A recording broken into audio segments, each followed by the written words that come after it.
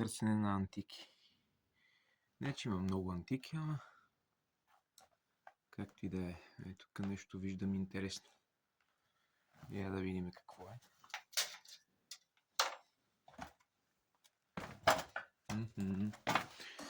Ей, всичко са опоскали. Но вижте каква е конструкция. Много яка.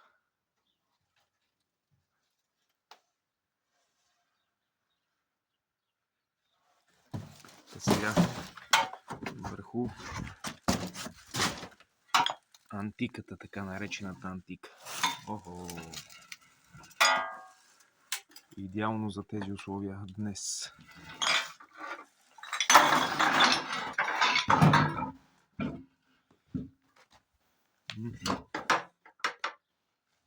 Дали е възможно да я понаправим?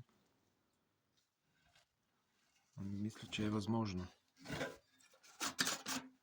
Ще стане хубаво да върши работа на някое детенце.